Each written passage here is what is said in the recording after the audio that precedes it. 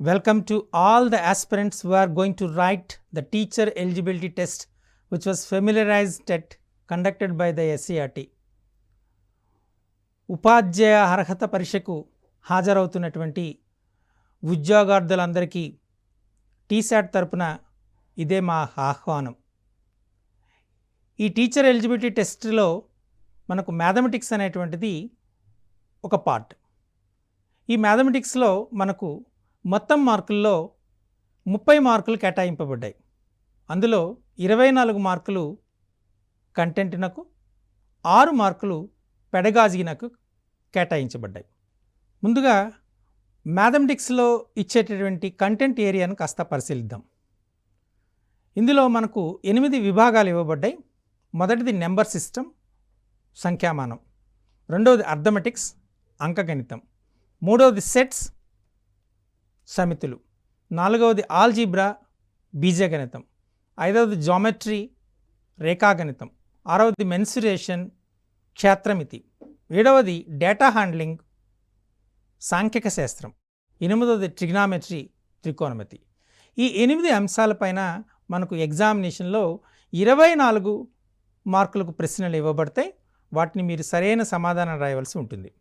మరి పెడగాజీలో వచ్చే అంశాలను చూద్దాం. పెడగాజీలో సుమారు 11 అంశాలు ఉన్నాయి. ఇందులో నేచర్ ఆఫ్ ద మ్యాథమెటిక్స్ మొదటిది, అంటే గణితం యొక్క స్వభావం. రెండవది ఎయిమ్స్ అండ్ వాల్యూస్, ఉద్దేశాలు, విలువలు. మూడవది ఇన్స్ట్రక్షనల్ మెటీరియల్, అంటే బోధనాభ్యసనం కోసము ఉపయోగించినటువంటి ఉపకరణాలు. నాలుగవది మెథడ్స్ ఆఫ్ టీచింగ్, బోధనా పద్ధతులు. ఐదవది ఇన్స్ట్రక్షనల్ ప్లానింగ్, అంటే బోధనా కార్యక్రమానికి మనము చేయబోయే ప్రణాళిక. ఆరవది సిసిఈ, కంటిన్యూస్ కాంప్రహెన్సివ్ ఎవాల్యుయేషన్, నిరంతర సమగ్ర మూల్యాంకనం. ఏడవది డిజైనింగ్, అడ్మినిస్ట్రేషన్ అండ్ అనాలసిస్, అంటే మనము ఏ విధంగా మనం ఈ గణిత బోధనాభ్యాసాలను చేస్తున్నామో ఆ నిర్మాణ ప్రక్రియ, దాని యొక్క విశ్లేషణ. ఎనిమిదవది డయాగ్నోస్టిక్ అండ్ రెమిడియల్ టీచింగ్, మనం ఏదైనా బోధనలో జరిగేటువంటి లోపాలని అనాలిసిస్ చేసి వాటి ద్వారా వచ్చే ఐడెంటిఫై చేసినటువంటి అంశాలకి తిరిగి బోధన చేయటం. చివరగా 9వది మ్యాథమెటిక్స్ టీచింగ్. ఎవరిని మ్యాథ్స్ టీచర్ అంటారంటే ఒక మ్యాథ్స్ టీచర్కు ఉండవలసినటువంటి లక్షణాలు ఏమిటి. 10వది రిసోర్స్ యూటిలైజేషన్, ఉన్న వనరుల్ని మనం ఏ విధంగా వినియోగించుకుంటున్నాము, ఎలా వినియోగించుకోవాలి అనే అంశము. 11వది కరికులం అండ్ టెక్స్ట్ బుక్, పాఠ్య ప్రణాళిక మరియు పాఠ్యపుస్తకం. ఈ అంశాలు 11 అంశాలపైన మనకు 6 మార్కులు కేటాయింపబడ్డాయి. అనగా మొత్తం 30 మార్కుల్లో కంటెంట్కి 24 మార్కులు, పెడగాజీకి 6 మార్కులు, మొత్తము 30 మార్కులకి కేటాయింపబడ్డాయి. ఇందులో 30కి 30 మార్కులు మనం తెచ్చుకుంటే మనం సులభంగా టెట్లో క్వాలిఫై కావచ్చు. సో మీ అందరూ ఇందులో 30కి 30 మార్కులు తెచ్చుకుంటారని ఆశిస్తూ మొదటి అంశాన్ని నేను ప్రారంభించబోతున్నాను.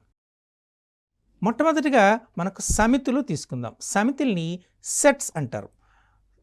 సెట్స్ అంటే ఏంటి, ఇది మనకు కావాలి కదా. సమితులు, సమితి అనగా సింపుల్గా మనం చెప్పేది సముదాయము అంటారు. A collection of well defined objects is called set అంటారు. అంటే సునిర్విచిత మూలకాల సముదాయాన్ని సమితి అంటారు. ఇది నిర్వచనం. ఇందులో సునిర్విచిత అనేటువంటి పదాన్ని వాడాం. వెల్ డిఫైన్డ్ అంటాం. అంటే ఒక మూలకము అనేది ఆ సముదాయానికి చెందిందా లేదా అని చెప్పగలే స్థితిలో ఉంటే దానిని సునిర్విచితము, వెల్ డిఫైన్డ్ అని చెప్తాం. ఫర్ ఎగ్జాంపుల్ 1 2 3 4 5 అనేటువంటి తీసుకున్నాం. 5 కంటే తక్కువైన సహజ సంఖ్యల సమితి అని తీసుకున్నాం. సహజ సంఖ్యల సముదాయం ముందుగా అనుకుందాం. మీకు 5 అని ఇచ్చాను. ఈ 5 అనేటువంటిది 5 కంటే తక్కువైన సహజ సంఖ్యల సముదాయానికి చెందుతుందా చెందదా అంటే చెందదు అని ఖచ్చితంగా చెప్పచ్చు.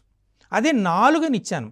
4 అనేటువంటిది ఈ సముదాయానికి చెందుతుంది అంటాం. అంటే ఖచ్చితంగా ఏ మూలకము లేదా ఏ విలువ దానికి చెందుతుందో చెందదో ఖచ్చితంగా చెప్పగలుగుతున్నాం. కాబట్టి ఇటువంటి కలెక్షన్ని మనం సమితి అంటారు.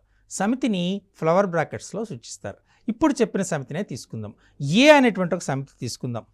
ఏ ఈజ్ ఈక్వల్ టు 1 2 3 4 and 5.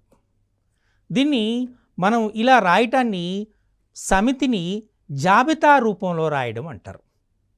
దీన్ని రోస్టర్ రూపం అని కూడా అంటారు. అంటే ఒక సమితిని మూలకాలుగా ప్రదర్శన చేయటాన్ని మనం జాబితా రూపం అంటారు. ఇది సమితిని వ్యక్తపరచడం విధానంలో ఒకటి. The representation of a set in one form. జాబితా రూపము లేదా రోస్టర్ రూపము అంటారు. ఓకే, దీన్ని వేరొక పద్ధతిలో కూడా మనం చేయొచ్చు. A is equal to x such that x belongs to N, x is less than 6. చూసారా, A is equal to set 1 2 3 4 5 అని చెప్పటాన్ని మనము సమితి జాబితా రూపం అంటారు. A equal to set x such that x belongs to N, x is less than 6 అని రాయటాన్ని సమితి నిర్మాణ రూపము, సెట్ బిల్డర్ ఫామ్ అంటారు. ఈ రెండు రకాలుగా మనము ఏదైనా సమితిని వ్యక్తపరుస్తాం. ఓకే, సో మనము ఏ సమితిని మనం ఎలా చెప్పగలుగుతాము? 6 కంటే తక్కువైన సహజ సంఖ్యల సమితి అని క్లియర్గా చెప్పడం జరుగుతుంది. సమితిలో ఉన్న వాటిని మూలకాలు అంటారు. ఒక మూలకం అనేటువంటిది చెందింది అని చెప్పడానికి బిలాంగ్స్ టు అంటారు, చెందదు అని చెప్పడానికి డస్ నాట్ బిలాంగ్స్ టు అంటారు. ఈ ఎగ్జాంపుల్లో 1 belongs to set A, 7 does not belongs to set A. ఇక్కడ బిలాంగ్స్ టు అని ఉపయోగిస్తున్నాం. 1 ఏ అనే సమితికి చెందుతుంది, 7 అనేటువంటి ఏ అనే సమితికి చెందదు. మనం సమితి 1 2 3 4 5 అని తీసుకున్నాం కదా, అందులో ఎన్ని మూలకాలు ఉన్నాయో ఒక సమితిలోని ఉన్న మూలకాల సంఖ్యని ఆ సమితి యొక్క కార్డినల్ సంఖ్య అంటారు. Cardinal number of the set. దీన్ని ఎన్ ఆఫ్ ఏ అని సూచిస్తారు. అంటే మనం N of A is equal to, ఇంతకుముందు చూసిన దాన్ని మనం చేస్తే N of A is equal to 5 అని వస్తుంది. చూసారా, ఇలా ఒక మూలకం చెందింది చెందదు అని చెప్పడానికి belongs to, does not belongs to ఉపయోగిస్తాం. అలాగే సమితిలో ఎన్ని మూలకాలు ఉన్నాయని చెప్పడాన్ని మనం కార్డినల్ నెంబర్ అని చెప్పడం జరుగుతుంది. ఓకే, సో ఇప్పుడు మనం సమితుల్లోని రకాలను గురించి చూద్దాం. సమితుల్లోని మూలకాల సంఖ్యను బట్టి సమితుల్ని 2 రకాలుగా వర్గీకరణ చేయడం జరిగింది. సమితులు తీసుకున్నాం. సమితులు 2 రకాలుగా మనం వర్గీకరణ చేయొచ్చు.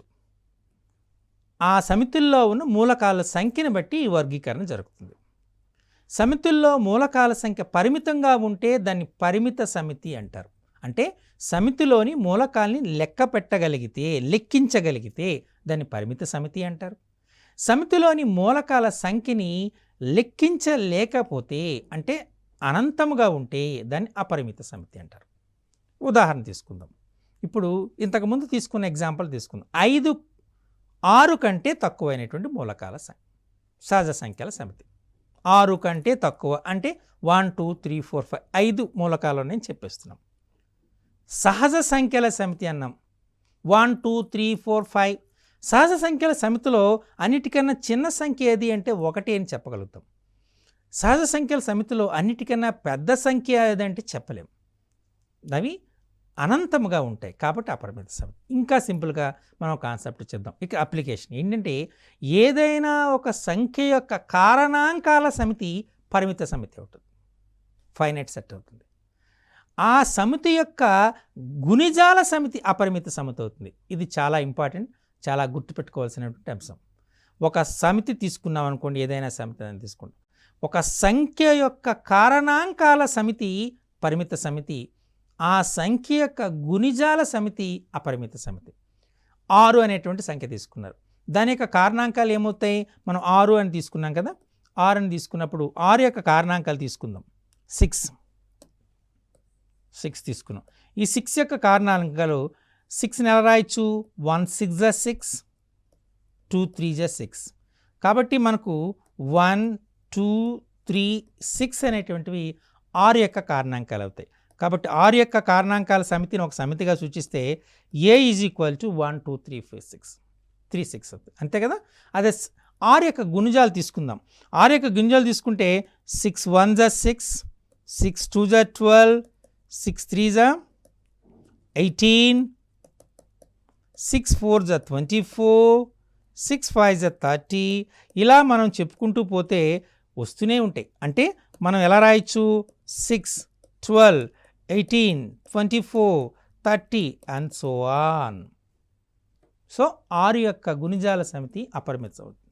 ఇంకా మీకు ఎగ్జామినేషన్లో సులభంగా గుర్తుపెట్టుకోవడానికి ఎస్పెషల్లీ సోషల్ బ్యాక్గ్రౌండ్ ఉన్న వాళ్ళకి, ఈ సమితులపైన అవగాహన లేని వాళ్ళకి చూడగానే మనం ఈ సమితి పరిమిత సమిత అపరిమిత సమిత అని పోల్చడానికి అందులోని మూలకాల సంఖ్య లెక్క పెట్టగలిగారనుకోండి 1, 2, 3, 6 అని, అది పరిమిత సమితి అంటారు. అపరిమిత సమితికి లెక్క పెట్టకున్న సో ఆన్ డాట్స్ కనబడ్డాయి అనుకోండి, అది అపరిమిత సమితిగా మీరు గుర్తించవచ్చు. ఈ రకంగా ఇచ్చిన సమితుల్లో ఏవి పరిమిత సమితులు, ఏవి అపరిమిత సమితులను సులభంగా మీరు గుర్తుపడడానికి ఛాన్సెస్ ఉంటాయి. ఓకే, ఈ రకంగా మనం చేసాం. అయితే కొన్ని సమితుల్లో మూలకాలు లేని సందర్భం ఉంటుంది. సహజ సంఖ్యల సమితిలో రుణ సంఖ్యల సమితి, లేదా రుణ సంఖ్యలు కలిగిన సహజ సంఖ్యల సమితి ఉంటుందా? భిన్నాలు కలిగిన పూర్ణ సంఖ్యల సమితి. ఓకే, ఒక సంఖ్య కంటే పెద్దదైన సంఖ్య కారణాంకం గల సమితి. ఇప్పుడు 6 ఉంది, 6 కంటే పెద్ద సంఖ్య కారణాంకంగా 6కు ఉంటుంది. ఉంటుందా? ఏదైనా ఒక సంఖ్యకు అదే అతి పెద్ద కారణాంకం. దానికన్నా పెద్ద కారణాంకం కలిగినటువంటి సంఖ్య, పెద్ద సంఖ్య కారణాంకంగా ఉండదు కదా. అందుచేత మనం వీటన్నిటికీ మూలకాలు లేవు. మూలకాలు లేని సమితిని the set which has no elements is called simply null set అంటారు.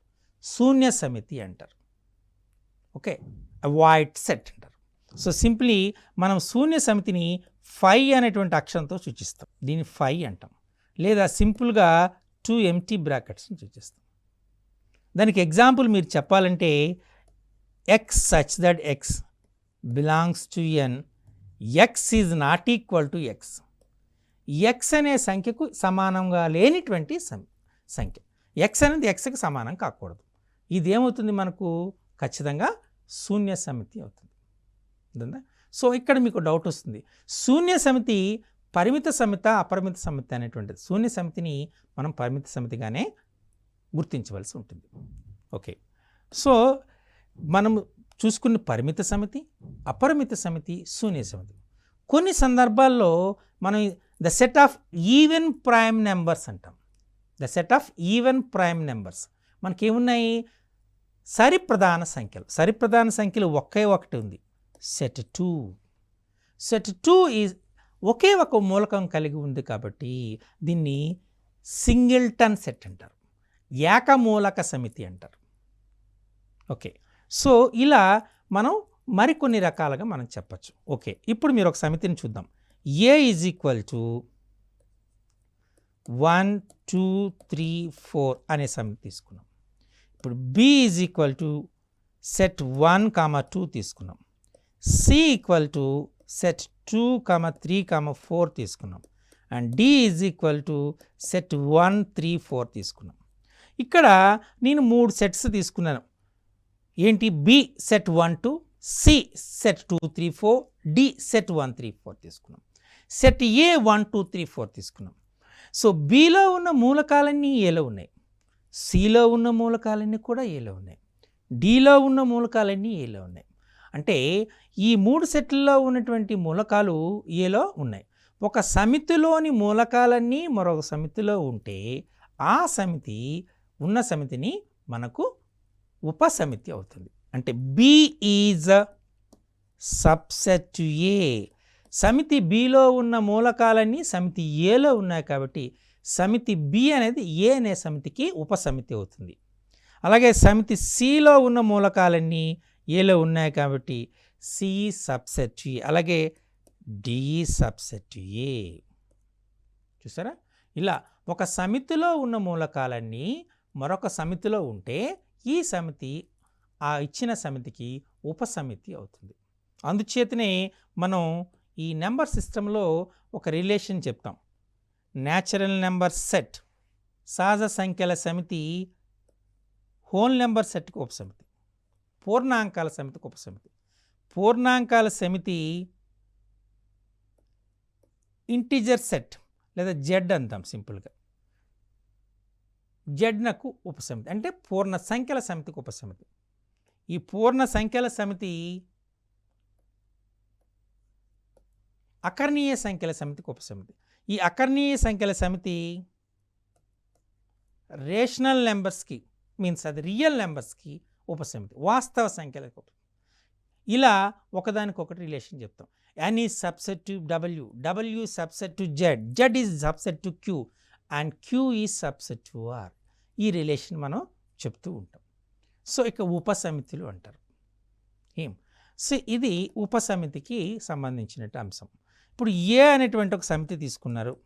దీన్ని 1 2 3 అనేటువంటిది తీసుకున్నాం.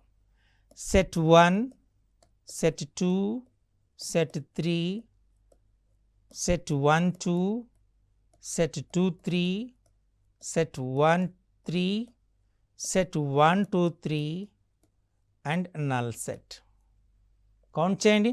1 2 3 4 5 6 7 8 8 ఉపసమితులు వచ్చాయి. ఇక్కడ 1 2 3 ఉంది. అంటే n of A is equal to మనకి ఎంత 3. ఈ 3కి 8కి మధ్య సంబంధం ఏమైనా మీరు గుర్తించగలుగుతారా? 2 cube is equal to 8. Correct? Okay. అంటే దీన్ని బట్టి మనం ఒక రిలేషన్ని మెయింటైన్ చేయొచ్చు. ఏంటి అంటే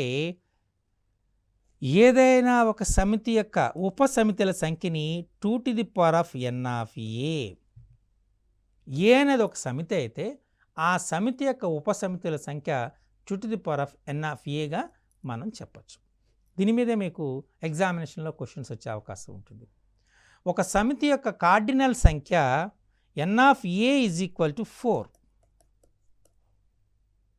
ఆ సమితిలో యొక్క ఉపసమితుల సంఖ్య ఎంత అంటే ఇప్పుడు ఎంత చెప్పాలి? 2 to the power of 4 which is 16. Correct? Okay. ఒక శూన్య సమితికి ఉన్న ఉపసమితుల సంఖ్య ఎంత అన్నారు? శూన్య సమితికి n ఆఫ్ 5 ఎంత అవుతుంది చెప్పండి? n of 5 is equal to 0. కాబట్టి దానికి ఉపసమితుల సంఖ్య 2 to the power of 0 which is equal to 1. అంటే every set is a subset to it self. ప్రతి సమితి దానికి అదే ఉపసమితి అవుతుంది. కాబట్టి శూన్య సమితి ఒక సమితి కాబట్టి శూన్య సమితికి అదే సమితి ఉపసమితి అవుతుంది. కాబట్టి దానికి ఉన్న ఉపసమితుల సంఖ్య 1. కరెక్ట్? ఈ రకంగా మనకు సంఖ్య ఇచ్చి సమితి ఇచ్చి ఆ సమితి యొక్క ఉపసమితుల సంఖ్యను కనుక్కోమనవచ్చు, లేదా దాని యొక్క కార్డినల్ నెంబర్ ఇచ్చి దాని యొక్క ఉపసమితుల్ని సంఖ్య కనుక్కొనే అవకాశం ఉంటుంది. కాబట్టి వీటిపైన గుర్తుపెట్టుకోండి. ఏదైనా ఒక సంఖ్య దాని యొక్క కార్డినల్ నెంబర్ p అనుకోండి, దాని యొక్క ఉపసమితుల సంఖ్య 2 to the power of p అవుతుంది. n అయితే 2 to the power of n అవుతుంది. ఈ విషయాన్ని మీరు జాగ్రత్తగా గుర్తుపెట్టుకోవాల్సిన అంశం. సో మనం సమితుల్లో రకాలు చూసాం, ఉపసమితులను చూసాం. కరెక్ట్? ఒక సమితిని సూచించే విధానాన్ని కూడా చూడాలి. సర్వసాధారణంగా ఒక సమితిని మనం వెన్ చిత్రాల ద్వారా సూచిస్తాం. వెన్ చిత్రాల ద్వారా సూచించే ముందు మనకు సమితుల మధ్య ఉన్నటువంటి డిఫరెంట్ పరిక్రియలను గురించి చూద్దాం. సమితుల్లో మనం చూసాం అనుకోండి, సమితుల్లో 4 రకాలైన పరిక్రియలు ఉన్నాయి, మనం ఉపయోగిస్తూ ఉంటాం. మొదటి దాన్ని మనం తీసుకుంటే యూనియన్ అంటారు, తెలుగులో సమ్మేళనము అంటారు. సెకండ్ది ఇంటర్సెక్షన్ అంటారు, ఛేదనం అంటారు. డిఫరెన్స్ భేదము అంటారు. 4వది కాంప్లిమెంట్ అంటాం, పూరకము అంటారు. ఇవి 4 పరిక్రియలు ఉన్నాయి: సమ్మేళనము, ఛేదనము, భేదము, పూరకం. ఒక్కొక్క దాని గురించి మనం ఇప్పుడు నేర్చుకుందాం. మొదటిది యూనియన్. ఏ యూనియన్ బి అంటే ఏంటో కావాలి. ఏ యూనియన్ బి అంటే ఏలో ఉన్న మొత్తం మూలకాలు బిలో ఉన్న మొత్తం మూలకాలని కలిపి మనం ఏ యూనియన్ బి మూలకాలుగా మనం పరిగణిస్తే దాన్ని 2 సమితుల సమ్మేళనము అంటారు. సమితి ఏలోని మూలకాన్ని సమితి బిలోని మూలకాల్ని కలిపి మూలకాలుగా కలిగిన సమితి ఏ యూనియన్ బి అవుతుంది. ఓకే. సో ఏ యూనియన్ బిని మనం సెట్ బిల్డర్ ఫామ్లో x such that x belongs to A or x belongs to B. అంటే ఏకు చెందిన మూలకాలు కానీ బికి చెందిన మూలకాలు కానీ కలిగి ఉంటుంది. దీన్ని ఒక ఎగ్జాంపుల్ ద్వారా మనం అబ్జర్వ్ చేద్దాం. A equal to 1 2 3 4, B equal to 2 4 6 8. మనకి ఏ యూనియన్ బి కావాలి. సో ఏ యూనియన్ బి మనం ఎలా రాస్తాం? 1 2 3 4. ఇక్కడ ఒక వెరీ గుడ్ కండిషన్ ఉంది. ఆ కండిషన్ మీరు జాగ్రత్తగా, ఒక సమితిని రాసేటప్పుడు మూలకాలు పునరావృతం కాకూడదు, రిపీట్ కాకూడదు. 2 4 ఆల్రెడీ రాసేసాం కాబట్టి మరోసారి 2 4 రాయొద్దు. 6 8 అంటే 1 2 3 4 6 8. ఇప్పుడు మీరు జాగ్రత్తగా పరిశీలిస్తే ఏలో ఉన్న మూలకాలన్నీ ఏ యూనియన్ బిలో ఉన్నాయి, బిలో ఉన్న మూలకాలు కూడా ఏ యూనియన్ బి ఉన్నాయి. ఇలా ఏలోని మూలకాల్ని బిలోని మూలకాన్ని కలిపి రాయగా ఏర్పడే సమితిని ఏబీల సమ్మేళన సమితి, union of A and B అని అంటారు. ఓకే, ఇప్పుడు రెండవ దాన్ని చూద్దాం, సమితుల ఛేదనం. సో ఇప్పుడు ఇదే ఎగ్జాంపుల్ తీసుకుంటున్నాం. A is equal to 1 2 3 4, B equal to 2 4 6 8 తీసుకున్నాం. సమితుల ఛేదనము ఏ ఇంటర్సెక్షన్ బి కావాలి. ఏలో ఉన్నవి బిలో ఉన్నవి మనం కంబైన్డ్గా ఉన్నది చూద్దాం. ఏలో 2 ఉంది, ఇక్కడ 2 ఉంది, ఈ రెండు ఉమ్మడిగా ఉన్నాయి. అలాగే 4 ఉంది, 4 ఉంది కదా.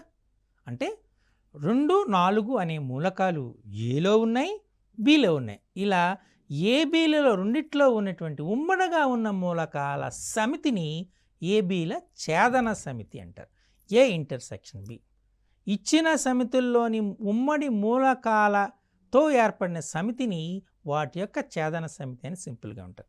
ఏ ఇంటర్సెక్షన్ బిని సింపుల్గా సెట్ ఆఫ్ 2 4గా రాయొచ్చు. ఇది ఛేదన సమితి అంటే. అసలు ఉమ్మడి మూలకాలు లేవు అనుకోండి, మరి ఆ సమితిని ఏమంటారు? అసలు ఉమ్మడి మూలకాలు లేని సమితిని వియుక్త సమితులు అంటారు. If A intersection B is equal to 5 అయింది అనుకోండి, A intersection B is equal to 5, ఉమ్మడి మూలకాలు లేని సమితులని వియుక్త సమితులు అంటారు. ఇది చాలా ఇంపార్టెంట్. ఎగ్జామినేషన్ పాయింట్ ఆఫ్ వ్యూలో వియుక్త సమితులు అంటే ఏంటనేది తెలియాలి. మనకు వాస్తవ సంఖ్యలు తీసుకున్నప్పుడు వాస్తవ సంఖ్యల సమితి రెండిటి యొక్క సమ్మేళనం.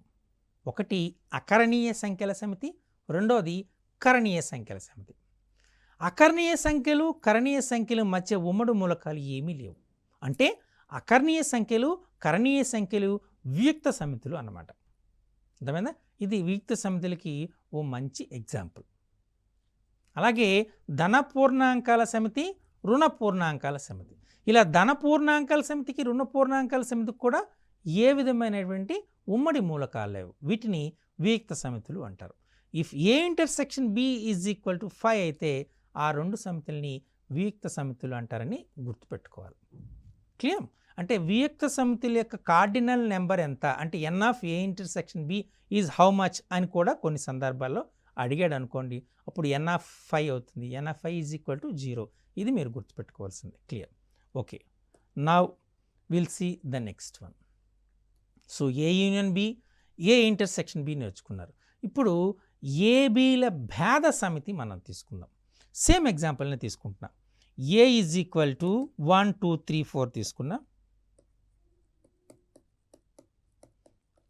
అలానే బి ఈజ్ ఈక్వల్ టు 2 4 6 8 తీసుకున్నాం. ఇప్పుడు మనం ఏం చేస్తున్నాం అంటే ఏ మైనస్ బిని ఫైండ్ అవుట్ చేస్తున్నాం. ఏ మైనస్ బి అంటే దాని అర్థము ఏకి మాత్రమే చెందాలి, బికి చెందకూడదు. X such that x belongs to A and x does not belongs to B. అది ఏ మైనస్ బి అంటే. ఏకు చెందాలి, బికు చెందకూడదు. ఏలో మాత్రమే ఉండాలి. ఇప్పుడు మనం అబ్జర్వ్ చేసి చూద్దాం. ఏలో 2 ఉంది, బిలో 2 ఉంది, తీసేద్దాం ఈ రెండు. ఏలో 4 ఉంది, బిలో 4 ఉంది. ఈ రెండింటిని తీసేద్దాం. అంటే ఇప్పుడు ఉమ్మడిగా ఉన్న మూలకాలు తీసేసాం ఏ నుంచి. ఇంకా మిగిలిన మూలకాలు ఏలో ఏమున్నాయి? 1, 3. అంటే a minus B is equal to 1, 3 అవుతుంది. ఇప్పుడు మీకు ఓ డౌట్ రావచ్చు.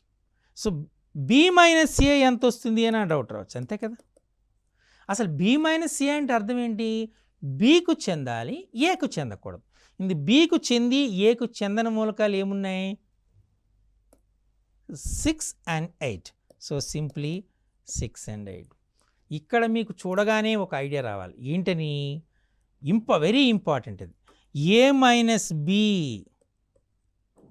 Intersection B minus A is equal to 5. Correct. A minus B, B minus ఏలు అనేవి వియుక్త సమితులు. ఈ విషయాన్ని మీరు చాలా జాగ్రత్తగా గుర్తుపెట్టుకోవాలి. క్లియర్? ఇది చాలా ఇంపార్టెంట్. ఇది A minus B, B minus A. A minus B అంటే ఏకి చెందాలి, బికి చెందకూడదు. బి మైనస్ ఏ ఉండాలి, బికి చెందాలి, ఏకి చెందకూడదు. ఓకే. సో మనం సమ్మేళనం చూసాం, ఛేదనం చూసాం, భేదం చూసాం. పూరకం. పూరకాన్ని నేర్చుకునే ముందు మనం ఒక కొత్త కాన్సెప్ట్ నేర్చుకోవాలి. దాన్ని విశ్వసమితి, యూనివర్సల్ సెట్ అంటారు.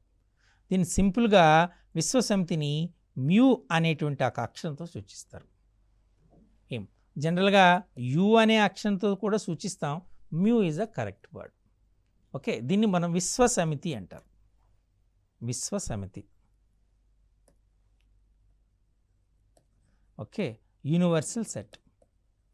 యూనివర్సల్ సెట్ అంటే ఒక సమితిలో ఒక ఇచ్చిన దత్తాంశంలో ఉన్న సమితుల్లో ఒక సమితి మిగతా అన్ని సమితుల్ని ఉపసమితులుగా కలిగి ఉంది అనుకోండి. దాన్ని మనం ఆ సమితిని విశ్వసమితి అంటారు. ఉదాహరణకు మనం వాస్తవ సంఖ్యల సమితి అనే సమితి తీసుకున్నాం, సహజ సంఖ్యల సమితి అని తీసుకున్నాం, పూర్ణాంకాల సమితి తీసుకున్నాం, పూర్ణ సంఖ్యల సమితి తీసుకున్నాం, అకరణీయ సంఖ్యల సమితి తీసుకున్నాం, కరణీయ సంఖ్యల సమితి తీసుకున్నాం. ఇలా ఈ సమితులన్నింటినీ తీసుకుంటే సహజ సంఖ్యల సమితి వాస్తవ సంఖ్యల సమితికి ఉపసమితి. పూర్ణాంకాల సమితి వాస్తవ సంఖ్యల సమితికి ఉపసమితి అవుతుంది. పూర్ణ సంఖ్యల సమితి వాస్తవ సంఖ్యల సమితికి ఉపసమితి అవుతుంది. అకరణీయ సంఖ్యల సమితి వాస్తవ సంఖ్యల సమితికి ఉపసమితి అవుతుంది. కరణీయ సంఖ్యల సమితి కూడా వాస్తవ సంఖ్యల సమితికి ఉపసమితి అవుతుంది. అంటే ఈ అన్ని సమితుల్లో విశ్వ సమితి ఏది? మనకు వాస్తవ సంఖ్యల సమితి అనేటువంటి విశ్వ సమితిగా మనం కన్సిడర్ చేయొచ్చు. అంతేనా? ఇచ్చిన దత్తాంశంలో ఒక సమితి మిగతా సమితులన్నిటికీ ఉపసమితి అయితే దాన్ని మనం విశ్వసమితి అంటాం. ఓకే. మనం ఇప్పుడు విశ్వసమితి యొక్క కానీ తీసుకున్నాం. ఇప్పుడు ఏంటంటే ఏ కాంప్లిమెంట్ ఏ యొక్క పూరకము అంటే ఇది మ్యూ మైనస్ ఏ. అంటే దీన్ని సింపుల్గా మనం ఎలా చేయొచ్చు? X such that x belongs to mu and x does not belongs to A. మ్యూకి చెందాలి, ఏకు చెందకూడదు. అటువంటి సమితిని ఏ యొక్క పూరక సమితి అంటారు. ఈ రకంగా మనం ఈ 4 యొక్క ధర్మాల్ని మనం చేసుకోవచ్చు. ఇప్పుడు మనం ఒక ఎగ్జాంపుల్తో జస్ట్ మనం పరిశీలిద్దాం. మ్యూ ఈజ్ ఈక్వల్ టు మనం తీసుకున్నాం 1 2 3 4 5 6 7 8 అని తీసుకున్నాం. ఏ ఈక్వల్ టు 1 3 5 తీసుకున్నాం. అప్పుడు ఏ కాంప్లిమెంట్ ఏమవుతుంది? నేనేమన్నాను? A complement is equal to mu minus A. అంటే ఈ 1 3 5 తీసేద్దాం. 1 3 5 క్యాన్సిల్ చేశారు. ఇంకా మిగిలినటువంటివి ఏమున్నాయి మనకు? 2 4 6 7 8 అనేటువంటిది ఏ కాంప్లిమెంట్ అంటారు. అందుచేత దీనిలో ఒక ఇంపార్టెంట్ బిట్ వస్తుంది. A complement whole complement equal to A. ఇప్పుడు 2 4 6 7 8ని మనం ఏ కాంప్లిమెంట్ రాసుకున్నాం కదా. ఈ 2 మనం తీసుకున్నాం. ఇప్పుడు నేను రాస్తున్నా, ఇదే మళ్ళీ మ్యూ రాస్తున్నా చూడండి. మ్యూ ఈజ్ ఈక్వల్ టు 1 2 3 4 5 6 7 8 రాశాను. ఏ కాంప్లిమెంట్ హోల్ కాంప్లిమెంట్. ఏ కాంప్లిమెంట్ 2 4 6 8 7 8 క్యాన్సిల్ చేసేద్దాం. 2 4 6 7 8 క్యాన్సిల్ చేస్తే ఏ మిగిలింది? 1 3 5. That is nothing but A. Correct. So A complement whole complement is equal to A. ఇది మీరు చాలా జాగ్రత్తగా గుర్తుపెట్టుకోవాల్సిన అంశం ఉంది. ఇది ఒక very important bit. A complement whole complement equal to ఏంటి అని అడుగుతారు. A complement whole complement equal to A. So మనకు 4 ఆపరేషన్స్ ఉన్నాయి. అవి సమ్మేళనము, ఛేదనము, భేదము, పూరకము. సో ఇందులో మీకు జనరల్గా మనకు అడిగినటువంటిది ఏంటి అంటే A intersection B is a subset to A union B. This is very very important. A intersection B is subset to A union B. Even A minus B is subset to A union B. Even B minus A is also subset to A union B. ఈ 3 అంశాన్ని మీరు చాలా జాగ్రత్తగా గుర్తుపెట్టుకోవాల్సిన అవసరం ఉంది. Clear? So మనం ఈ సమితుల్లో ఉన్నటువంటి సమితుల రకాలు, సమితుల యొక్క ధర్మాలని మనం నేర్చుకున్నాం. సో ఈ వీటిపైన మనకు వచ్చే ఇంపార్టెంట్ క్వశ్చన్స్ కూడా మీతో డిస్కస్ చేశాను. వీటిపైన మరోసారి జాగ్రత్తగా ప్రాక్టీస్ చేయండి. సో మనము ఈ సమితుల యొక్క మరో భాగాన్ని తర్వాత భాగంలో మనం చర్చిద్దాం.